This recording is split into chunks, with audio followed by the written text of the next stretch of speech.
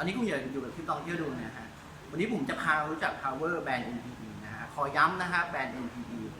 แต่ก่อนที่เราจะไปเข้าเนื้อหาเนี่ยก่อนอื่นเราต้องขอบคุณทางบริษัทรัตพงศ์เซลล์แอนด์เซอร์วิสสาขาสารยาและทีมงานทุกๆคนนะฮะเรามาพูดถึงเรื่องแบรนด์ NPE สักนิดนะฮะแบรนด์ NPE ผลิต power มาแล้วมากกว่า 30 รุ่นแบ่งเป็นคลาส AD คลาส AD บวกคลาส AD บวก D และก็คลาส S แบ่งเป็นซีรีส์ได้แก่ SA Series X Series A Series X Series แล้วก็ XL Series ถ้าเกิดคุณพร้อมแล้วผมพร้อมแล้วเดี๋ยวเราไปดู power กันเลยดีกว่านะฮะตามผมมาเลยครับครับครับผลสุดท้ายเดี๋ยวเรามาเจอ power ตัวแรกกันเลยดีกว่าในชื่อรุ่น TI 120V นะฮะเดี๋ยวขอต้องสวัสดีพี่ไพรัตน์ก่อนสวัสดีครับสวัสดีครับเดี๋ยวพี่ไพรัตน์อธิบายนิดนึงนะฮะว่าสเปคมันเป็นยังไงสำหรับสินค้าตัวนี้นะครับ 120W นะครับคือตัวที่ลงท้ายด้วย W ก็คือไว้ที่เป็นสีขาวนะครับไว้คือมาจากสีขาวนะครับแล้วก็ตัวนี้นะครับ TI เนี่ยคำว่า TI จริงๆตัวนี้คือมาจากคำว่า Teaching Amplifier นะครับมันคือชื่อมันก็คือมาจากคำว่า Teaching Amplifier เป็นแอมที่ใช้สำหรับในห้องเพื่อการเรียนการสอนการอบรมการเทรนนิ่งนะครับนะครับในการฝึกอบรมนะครับจะเห็นว่าตัวนี้นะครับจะเห็นว่าตัวนี้มันมีการที่ดีไซน์ออกแบบให้สามารถยึดติดผนังได้นะครับเราจะเห็นบริเวณรูเนาะที่เรายึดผนังนะครับนี่นะรูตัวนี้นะรูตัวนี้นะครับไปยึดกับติดผนังนะครับแล้วก็ใส่ไม้ได้3ตัวครับใส่ไม้ได้3ตัวนะครับไม้นี่สามารถใช้ได้3ตัวแล้วจะเห็นว่าตัวยิงตรงสัญญาณที่อินพุตเนี่ยจะเป็นหัวแบบเขาเรียกว่าสมาร์ทคอมโบแจ็คนะครับสมาร์ทคอมโบแจ็คก็คือสามารถใช้หัวที่เป็นโฟนปลั๊กโมโนได้นะครับแล้วก็ใช้หัวที่เป็นXLR นะครับเพลงอาร์ตัวผู้นะครับหรือที่เราเรียกว่าหัวที่เป็นหัวแบบเมลนะครับอันนี้ก็จะใส่แฟลชไดรฟ์ได้ใส่การ์ดได้อะไรได้เลยใช่นะครับนอกจากนั้นก็จะมีฟังก์ชันของสามารถใช้บลูทูธได้นะครับสามารถใช้สัญญาณบลูทูธจากโทรศัพท์มือถือเราได้นะครับก็คืออันนี้จริงๆแล้วเหมาะสมเอาไว้กับงานอะไรดีพวกงานพวกห้องเรียนห้องอบรมพวกการเรียนการสอนหรือในห้องเรียนนะครับโหหน้าตามันเหมือนแบบเซฟอะเหมือนแบบที่แบบเฉพาะเจาะจงนิดนึงเนาะแบบไม่ให้เด็กมาเล่นอะไรเงี้ยผมว่าโอเคนะเก็บให้เรียบร้อยนี่คือสายต่อออกมาจากไมค์ใช่ไหมต่อจากไมค์นะครับเวลาเราติดผนังในขออนุญาตนะครับได้ครับเวลาเราติดผนังปุ๊บสายไมค์ก็จะลอดตัวนี้จะให้ดูไม่ทำให้การเก็บงานจะไม่เกะกะใช้งานนะรูปร่างก็น่ารักน่าใช้นะฮะตัวนี้แพงไหมฮะเนี่ยตัวนี้ก็อยู่ 4,000 กว่าบาทนะครับ4,000 กว่าบาทนะครับตัวนี้ราคาจริงๆก็โดยประมาณที่ 4,850 บาทนะครับ4,850 นะแต่เราก็ยังมีส่วนลดอีก 10% ลดแล้วเนี่ยก็เหลืออยู่ 4,365 บาทครับผมก็ราคาน่าเอาไว้ใช้เหมือนกันนะในสำหรับห้องประชุมห้องเรียนหรือตามมหาลัยต่างๆใช่ครับแล้วก็ตัวนี้เวลาที่เราติดผนังเนี่ยทำให้เรามีพื้นที่ในการใช้งานก็คือจะไม่เกะกะในการใช้พื้นที่นะครับได้ครับได้ก็เดี๋ยวเราไปดู power ตัวที่2กันเลยดีกว่านะฮะจากตัวที่แล้วไปเนี่ยนะฮะเอาไว้แบบเป็น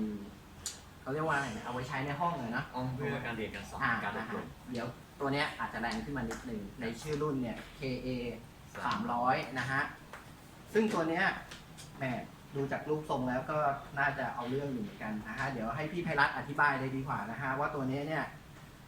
ทำอะไรได้บ้างกี่วัตต์นะฮะเดี๋ยวเชิญเลยครับใหญ่สำหรับแอมเพื่อการเรียนการสอนนะครับอันนี้เราก็มารู้จักกับตัวเครื่องขยายเสียงประเภทหนึ่งซึ่งเป็นรุ่นโมเดลรุ่นKA 300นะครับแบรนด์ NPE ซึ่งคำว่า KA เนี่ยมาจากคำว่า Karaoke Amplifier นะครับมันบ่งบอกตัวเองอย่างชัดเจนแล้วว่าเป็นแอมสำหรับเพื่องานคาราโอเกะนะครับ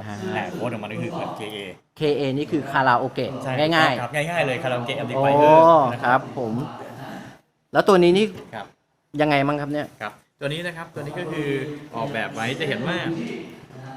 ความแตกต่างจากแอมทั่วไปก็คือเป็นแอมที่สำหรับงานคาราโอเกะนะครับหนึ่งก็คือจะมีอินพุตให้อยู่3ไมค์นะครับ3อินพุตไมค์นะครับมี3อินพุตไมค์ในการสายยุทธไมค์เนี่ยก็จะมีโทนในการปรับเสียงพวกเอ็กโคนะครับเสียงทุ้มเสียงกลางเสียงแหลมอิสระนะครับอันนี้ในส่วนของที่เป็นฟังก์ชันของไมโครโฟนนะครับทางด้านซ้ายมือนะครับใช่ครับนะครับส่วนทางด้านขวาเนี่ย นะครับก็จะเป็นโทนปรับของเสียงมิวสิกก็คือเสียงดนตรีนั่นเองจะเห็นว่าแยกอิสระเลยนะดนตรีก็สามารถปรับรูมแรมได้ไมค์ก็สามารถปรับรูมแรมได้อิสระนะครับ ก็คือปรับแหลมปรับกลางปรับอะไรได้ ก็คือจริงๆแล้วเนี่ยก็เอาไว้ฟังเล่นๆในบ้านก็ได้ไม่ก็ไม่จำเป็นถึง ใช่ คา ก็ ราโอ คือ เกะ ใช่ก็จริงสามารถใช้เอาไว้ฟังเพลงได้งานคาราโอเกะได้เกี่ยวกับพวกงานบันเทิง อันนี้เป็นงานบันเทิงตัวนี้กี่วัตต์ครับเนี่ย ตัวนี้นะครับตัวนี้เนี่ยจะอยู่ที่100 วัตต์ที่ 8 โอห์ม อ๋อ100 วัตต์ 8 โอห์ม ใช่ งั้ นะ น ครับแล้วก็จะ150 วัตต์ที่โหลด 4 โอห์มนะ อ๋อ ครับ อย่างนี้แสดงว่าถ้าเกิดผมใช้ ครับ ตัว150 วัตต์ก็สามารถใช้ลำโพงได้ สองตัวไหม ได้4 ใบคือ ได้ ละ 4 ใบ 2 ใช่ไหมอันนี้ผมเข้าใจถูกแล้วใช่ไหม ใช่ ฮะ ครับ โอเคได้นะก็หุ่นสุดท้ายตัวเนี้ย ครับ มีไว้สำหรับคาราโอเกะกับบันเทิงในบ้านดีกว่า ใช่ถูกต้ นะ องเลย แต่ไม่ได้แบบตุ้มตามอะไรแบบกลางแจ้ง ครับเป็นสำหรับพวกในบ้านนะครับพอมาเทในบ้าน อ๋อ ขนาดย่อมๆอะไรนะครับ ราคาครับ ราคาตัวนี้อยู่6,900นะ โอ้ ครับเครื่องละ 6,900 6,900 ก็ไม่ได้แพงมาก ทางเราก็ยังมีส่วนลดให้อีก 10%ก็จาก 6,900 เหลือ 6,210 บาทนะครับ อืม นะครับ ได้ ถื ค อ รับ ว่าราคาที่จับต้องได้ ก็สรุปง่ายๆนะฮะ KA 300เนี่ยตัวเนี้ยถ้าเกิดใครรักคาราโอเกะหรือ ใช่ อยากเอนเตอร์เทนในบ้านเนี่ยก็ ใช่ครับ เหมาะสม เหมาะสมเลย นะฮะทั้งเรื่องราคารูปร่างหน้าตาก็ดุดันดีเหมือนกัน ใช่ นะฮะโอเคนะฮะเดี๋ยวตัวนี้เดี๋ยวเราจะจบไว้ตรงเท่านี้นะฮะเดี๋ยวเราจะมาเริ่มกันตัวที่3นะครับโอเคนะครับเดี๋ยวเราไปดูกันเลยดีกว่า นี่คือตัวที่3นะฮะรุ่นเนี้ยผมขอมาเองนะฮะชื่อรุ่นว่า C1000 นะฮะเดี๋ยวเราจะมาดูความสามารถและสเปคกันนะฮะเดี๋ยวถ้าเกิดพี่ไพรัตพร้อมแล้วเนี่ยเดี๋ยว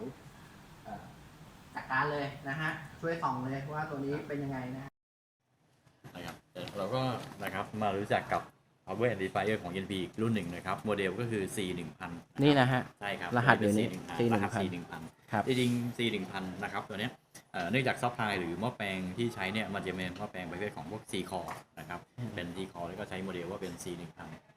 เพราะหม้อแปลงจริงที่เรารู้จักก็จะมีทั้งที่เป็นแกน EI เป็นสวิตชิ่งเป็นไทรอยด์ในใช้เป็นแล้วก็ C core ในตัวนี้ใช้หม้อแปลง C core ฮะแล้วอันนี้มันถือว่าเป็นคลาสอะไรครับเนี่ย ตัวนี้เป็น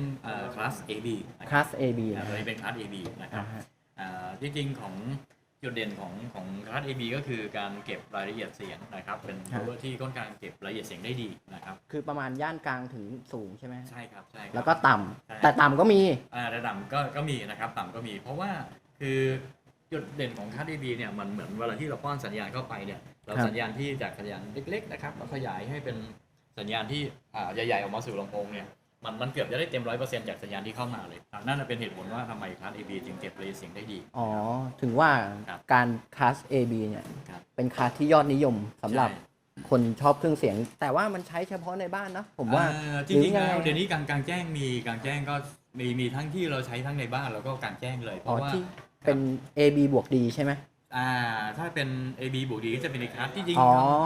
คำว่าคลาส AB เนี่ยเดิมทีพื้นฐานมันมาจากคลาส A ครับ แต่คลาส A เนี่ยมันให้คุณภาพเสียงที่ดี แต่ปัญหาคือคลาส A มันจะมีผลเรื่องของความร้อนนะ ใช่ครับ ไหมครับดังนั้นคลาส AB ก็ถูกพัฒนาพื้นฐานมาจากคลาส A แล้วมาสู่เป็นคลาส AB AB ก็คือเพื่อให้การสูญเสียสัญญาณมันน้อยลง อ๋อ แล้วบวกกับความร้อนที่มันลดลงนะครับ ครับผม ก็ทำให้ประสิทธิภาพมันเพิ่มขึ้น ได้ครับแล้วตัวนี้นี่กี่ ครับ ถ้าตัวนี้ วัตต์นะฮะ กำลังวัตต์นะครับ ตัวนี้จะอยู่ที่ 200 วัตต์ที่ 8 โอห์ม โอ้200 วัตต์ 8 โอห์ม ต่อ ข้าง แน่นข้างละนะครับ ข้างละ200 วัตต์ นะครับ อ่าฮะ ข้างละแล้วก็จะเป็น 500 วัตต์นะครับ500 วัตต์ที่โหลด 2 โอห์ม อืม นะครับแล้วก็300 วัตต์ที่โหลด 4 โอห์มนะ ได้ครับ เดี๋ยวเราจะหลังจากนี้เดี๋ยวเราจะมีการให้ความรู้นะฮะคลิปต่อไปนะฮะว่าคลาส A คลาส AB คลาส D หรือคลาส S เนี่ยแตกต่างยังไง แล้วก็ไอ้คำว่า4 โอห์ม 8 โอห์มเนี่ยเราจะใช้ลำโพงกี่ตัวต่อวัตต์อะไรเนี่ยเดี๋ยวจะเป็นคลิปข้างหน้านะฮะเดี๋ยวจะติดตามเรามาเรื่อยๆนะฮะตัวนี้เหลืออย่างเดียวเหมาะสมกับเอาไปใช้แบบไหนดี คือที่จริงสำหรับงานทั่วๆไปเลยนะครับทั่วๆไปเลยนะครับใน ครับ วัตต์ส่วนใหญ่ถ้าเป็น อ๋อ วัตต์ที่ไม่สูงก็จะไปกับตู้ลำโพงที่เป็นพวกเสียงกลางแหลมนะค ครั รับ อ๋อก็คือใช้ในบ้าน ทั้งในบ้านทั้งกลางแจ้งได้ ก็ นะ ก็งานเล็กๆ ไม่เยอะอะไรมากประมาณสักรัศมีสัก20 เมตรได้ไหม ได้ครับ ได้เนอะ ได้นะครับ ผมว่านะ คือวัตต์นี้ก็คืออาจจะเป็นงานขนาดก็เรียกว่างานประมาณจากเล็กๆไปสู่งานกลางๆนะครับง อ๋อหน้าตามันเริ่มแบบ ครับ ดุขึ้นเรื่อยๆแล้ว หน้าตาก็จะเริ่มเป็นของพวก PA พวกท็อปบิกอัน อ่า เดียว ถ้าเป็นรถนี่ก็จะเป็นเริ่มเป็นซีวิกแล้ว เป็นคัสกลาง กลางๆแล้วกลางๆแล้วถ้าเกิดเราเปรียบเทียบอย่างนี้นะฮะ เป็นคัสกลาง อ๋อตัวนี้แพงไหมฮะราคาประมาณเท่าไหร่ ตัวนี้ราคาอยู่ที่ 11,000 นะครับตอนนี้ราคา อ๋อ 11,000 แต่ก็เรามีส่วนลดอีกนะครับก็จะเหลืออยู่ 9,900 จาก 11,000 นะเหลือ 9,900 บาท ราคาก็กระเถิบมาตั้งกี่นิดห ข น่ ยั อบ ย มานิดนึงนะครับ แต่คุณภาพนี้ก็อีกเริ่มอีกเท่านึงแล้วนะตั้งแต่ผมฟังดู ใช่ครับผมราคาก็จะมันจะขยับขึ้นมาหน่อย ตะกี้ เพราะว่า ผมฟังมี120ละ ครับ 150ละ ครับ อันนี้มา200ละ อันนี้มา200 มา200ละ วัตต์จะเริ่ม นะ สูง เดี๋ยว ตาม เดี๋ยว ลำดับ จะแรงขึ้นไปเรื่อยๆนะฮะโอเคนะฮะตัวนี้คือตัวที่3นะฮะหน้าตามันก็จะดุดันนิดนึงนะฮะเริ่มโหดละนะฮะอย่างที่ผมบอกถ้าเป็นซีรีส์รถก็เริ่มเป็นซีวิกแล้ว ครับ นะฮะเดี๋ยวเราจะมาเริ่มตัวที่ 4 กันดีกว่านะฮะว่าหน้าตามันจะเป็นยังไงแล้วเป็นรุ่นอะไรนะครับโอเคครับ ครับสวัสดีครับ ตอนนี้เราอยู่ power กันตัวที่4นะฮะตัวเนี้ยโคตรมหาโหดเลย แต่ว่ายังไม่โหดนะฮะเอาแค่โหดสำหรับผมแล้วกัน ในชื่อรุ่นว่า C นะฮะ C 1,800นะฮะดูจากหน้าตาตั้งกี่นิ้วที่มันมีความบางอยู่ประมาณขนาดนี้ตอนนี้นี่เริ่มกว่ามือละแสดงว่ามันจะต้องมีอะไรดีนะครับเดี๋ยวถ้าเกิดพี่ไพรัตพร้อมแล้วเนี่ยช่วยให้ข้อมูลผมนิดนึงนะครับ ครับได้ครับได้ครับ ที่เราอยู่ที่ C 1,800นะฮะโอเคครับ เป็น 4,800 ซึ่งเจ้า 4,800 เนี่ยนะครับกำลังขับก็จะสูงขึ้นมาอีกระดับหนึ่งนะครับตัวนี้นะครับก็จะให้กำลังขับอยู่ที่นะครับ470 วัตต์ที่โหลด8โอห์ม 470 วัตต์ต่อข้าง ต่อข้าง นะ นะ ฮะ ฮะ ต่อข้างเลย ผมกำลังนึกอยู่ว่าจะต้องใช้ลำโพงขนาดไหนนะฮะตอนนี้นะฮะ แล้วก็นะครับตอนนี้นะครับถ้าเป็นโหลดที่4โอห์มนะวัตต์จะขยับขึ้นมาเป็น750ต่อ channel เลยต่อข้างเลย ครับ นะครับตัวนี้สามารถรับโหลดได้ต่ำถึง2โอห์ม รับโหลด นะครับ ลำโพงบ้านเรามีไหมถึง2โอห์มมีเหรอฮะ จริงๆบ้านเราไม่มีแต่ว่า2โอห์มเนี่ยหมายถึงว่าการต่อลำโพงขนานคือการขนานลำโพงทำให้impedance หรือถ้ามันลดลงแล้ววัตต์เราจะ ไม่เป็นไร เดี๋ยวเราจะมาเจาะด้วยกันอีกที จะได้เจาะในช็อตอีกเนี่ย นะฮะ ครับ โอเคครับ โหลดที่2โอห์มตัวนี้จะอยู่ที่นะครับ 1,100 วัตต์เลยนะครับ โอ้ ต่อ โห channel เลยนะครับเห็นว่าตัวนี้วัตต์จะเริ่มสูงขึ้นมาแล้ว โหดละนะฮะ ครับ อันนี้นี่ต้องบอกแล้วว่าชุดใหญ่ ครับอันนี้จะเริ่มขยับมาค่อนข้างจะใหญ่ขึ้นมาแล้วนะครับ อันนี้คือ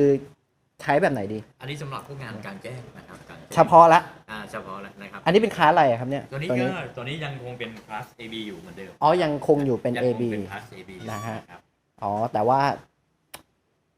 ถ้าสมมติถ้าเกิดงานกลางแจ้งใหญ่ๆ เริ่มที่มีแบบลำโพง7ตัว8ตัวละก็คือตัวนี้นี่เหมาะสมเอาไปแบบเป็นขับกลางแหลมนะ ใช่ตัวนี้คือ ใช่ไหมฮะอันนี้ผมเข้าใจถูกแล้วใช่ไหมฮะ ใช่ครับ อ๋อแล้วเดี๋ยวมันก็จะมีคลาสที่คอยไว้ขับเบส นี่ก็จะมีคัสที่เอาไว้พวกขับเบส